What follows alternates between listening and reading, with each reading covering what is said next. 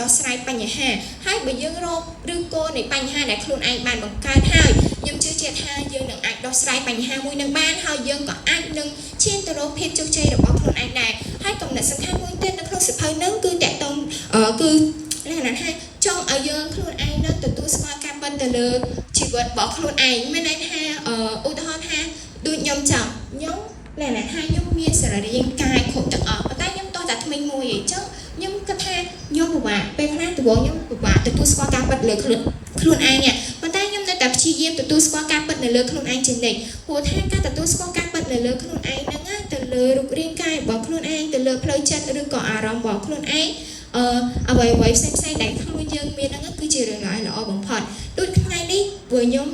លក្ខណៈថាខ្ញុំអត់មានភាពក្លាហានទេក៏ខ្ញុំអាចឡើងមកឈរនៅលើវេទិកានេះមួយបានហើយខ្ញុំក៏ធ្លាប់មានបទពិសោធន៍ដែរអញ្ចឹងមានន័យថាយើងទទួលស្គាល់ទៅលើការពិតព្រះរាជាបាននៅពេលដែលព្រះរាជាបានដឹងនៅគម្រោងការមួយនេះពួកគាត់បានរៀបគម្រោងការដើម្បីទុកចាត់សេនាធិពលកុសៈនិងលោកតាបរខិតបវិញនៅពេលដែលសេនាធិពលកុសៈនិងលោកតាបរខិតបចូលទៅដល់ក្នុងវាំងស្ដេចបានរៀបគម្រោងស្ដេចបានចាប់ពួកគាត់ចូលក្នុងគុករងចាំថ្ងៃប្រហារជីវិតពីព្រោះថាស្នេហាត្រូវថយម្នាក់មួយជំហានដើម្បីមានពេល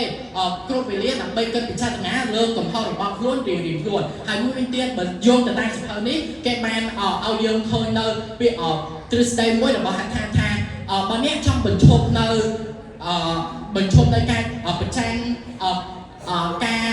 ខឹងច្រឡំរបស់មនុស្សស្រីអ្នកប្រៀបដូចជានឹងចង់បញ្ឈប់សមុទ្រកុំឲ្យបក់មកកុំឲ្យមានអញ្ចឹងថាកុំឲ្យមានរលកអញ្ចឹងពីព្រោះថាការខឹងច្រឡៅក៏ដូចជាការប្រឆាំងហ្នឹងណាគឺជាធម្មជាតិរបស់មនុស្សស្រីទៅហើយអញ្ចឹងហើយយើងគឺជាបរិបទដែលជាដៃគូរបស់ខ្លួនណាត្រូវថយមួយជំហានដើម្បីឲ្យមានពេលវេលាគ្រប់គ្រាន់ឲ្យម្នាក់ឲ្យខាងស្រីក៏ដៃគូរបស់យើងគិតពិចារណាទៅលើកំហុសម្នាក់ហ្នឹងថាខ្លួនអ្នកខុសឬក៏ខ្លួនអ្នកត្រូវពីព្រោះថាត្បូងណាឲ្យតែជួបគ្នាដឹងតែយកត្រូវរៀងខ្លួនឯងតែ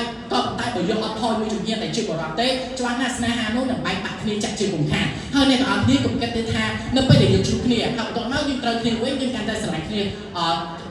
កាន់តែខ្លាំងក៏ប៉ុន្តែនៅពេលដែលយើងស្រឡាញ់គ្នាជិតតែប្រពន្ធយូរទៅវាអាចកំណាយចិត្តថែមទៀតផងហើយសរុបសេចក្តីមកឆ្លងទៅតាមការបកស្រាយកាយកំណត់ពិតជាឧទាហរណ៍ឯសបង្កើតឲ្យយើងឃើញថាអ្នកនិពន្ធណាចង់ផ្ដល់កំណត់សំខាន់ពីរដល់អ្នកទាំងអស់គ្នាមិនថាវិថីការងារមិនថាវិថីស្នេហាក៏ដូចជាក្នុងវិថីមិត្តភាពយ៉ាងណាក៏ដោយសូមអ្នកទាំងអស់គ្នាពេលជួបគ្នាថយម្នាក់មួយជំហានដើម្បីសមស្របទៅនឹងពេលវេលាគិតពិចារណាទៅលើកំហុសតើអ្នកណាខុសអ្នកណាត្រូវហើយមកចោលសម្ព័ន្ធភាពគ្នាវិញបានយ៉ាងរៀងរហូតតទៅមុខទ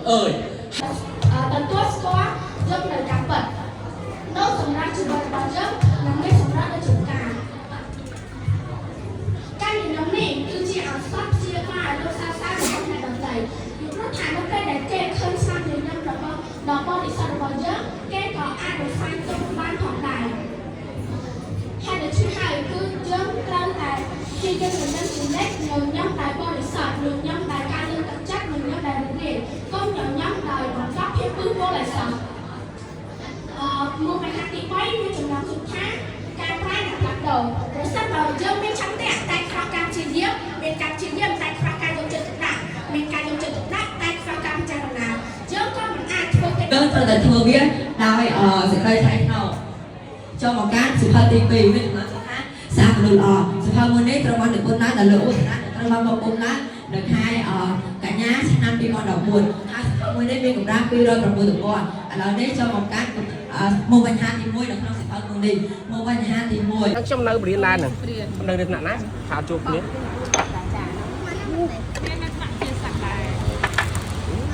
បងចាំឲ្យទៅនេះកូនតែមានគេថាទៅជាសាពេលនេះមានទេអាគេរំអស់ចាប់ទៅបងសុំទេម្ចាស់